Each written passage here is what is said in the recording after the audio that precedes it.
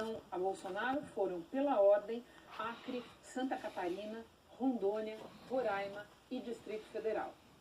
Quando a gente volta e vai ver Fernando Haddad, vai conferir os estados que deram a maior votação ao candidato do PT, a gente vê que foram todos os estados do Nordeste, pela ordem: Piauí, Maranhão, Bahia, Ceará e Sergipe.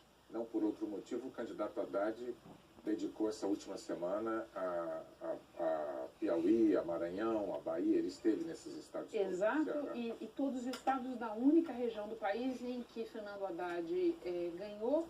Só para terminar que a gente está aqui, vamos falar um pouquinho de abstenção brancos e nulos, e agora a gente já pode dizer que a abstenção de 2018 foi ligeiramente maior que a do segundo turno de 14 e menor que a de 2010, ou seja, se configurou aquela hipótese que a gente tinha ao longo da apuração, que estava mais ou menos no padrão. Podemos fazer o mesmo para votos brancos. O percentual de votos brancos cresceu um pouquinho em relação a 2014 e em relação a... Mas ainda é menor do que 2010. Menor do que 2010. A mesma coisa com votos nulos, 7,43% de votos nulos, cresceu em relação a 14, 4,63%, e cresceu também em relação a 2010. Portanto, o que a gente teve de notável nessa questão mais notável nessa questão de abstenção brancos e nulos, foi um ligeiro aumento da taxa de voto nulo. Voto nulo é aquele voto do eleitor que diz o seguinte: não me representam. E ele vai lá e protesta. É a forma que ele tem, democrática até, de protestar na urna. E agora a gente pode finalmente ir para o mapa que eu estava querendo te mostrar. Esse é um mapa muito elucidativo do que aconteceu nessa eleição em relação à outra, Renata. Eleição passada, primeiro nós estamos nos concentrando aqui em 2018, em verde os estados em que Bolsonaro venceu, são 16 estados, e em vermelho os estados em que Fernando Haddad venceu, são 11 estados, né? Todos na região Nordeste, no caso de Haddad, com a exceção do Pará e de Tocantins. Tá? Agora, o mais interessante fica, e daí a gente tem a grande mudança, quando a gente observa a comparação de 2014 com 2018. Pulando lá para 2014, azuis são os estados em que Aécio Neves do PSDB venceu, e vermelhos são os estados em que Dilma Rousseff venceu.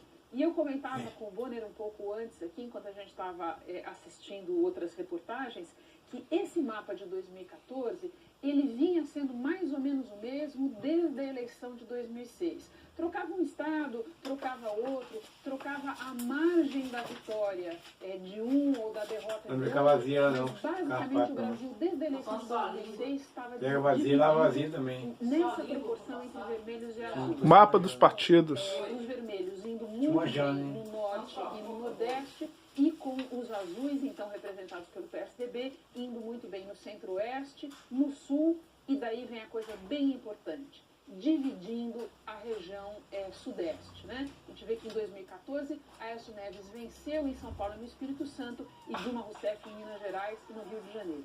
Quando a gente passa para o mapa desse ano, a gente percebe que Jair Bolsonaro não apenas ocupou os espaços que antes eram do PSDB na eleição presidencial, mas sem exceções, mas ele ampliou um pouco na região norte, mas ampliou principalmente no sudeste. Ele levou o sudeste inteiro, como a gente notou aqui mais cedo, levou Minas Gerais, que vinha com o PT, havia muitas eleições, levou o Rio de Janeiro, e assim a gente vê que a mancha vermelha ela ficou reduzida, e que agora a gente não tem propriamente uma divisão meio a meio do mapa do país, é uma outra configuração, e quando a gente fala que essa eleição ela mudou vários paradigmas, esse é um paradigma importante que ela mudou. Embora o número de estados vencidos pelo candidato Bolsonaro em relação aos vencidos pelo PT na eleição anterior não seja tão maior, era um estado a mais,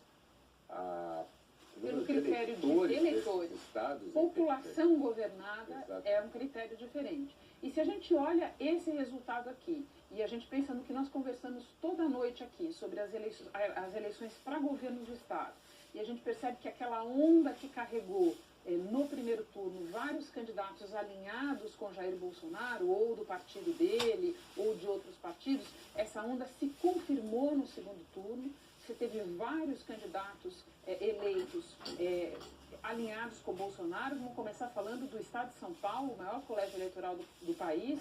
João Dória deu uma entrevista já como governador eleito, reforçando a ideia de que ele defende a aproximação do PSDB com Jair Bolsonaro.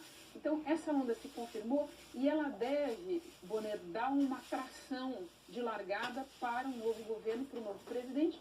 O que resta ver é Jair Bolsonaro se elegeu contra tudo que está aí e ele, assim como os governadores eleitos, vão ter que lidar a partir de 1º de janeiro com tudo que está aí.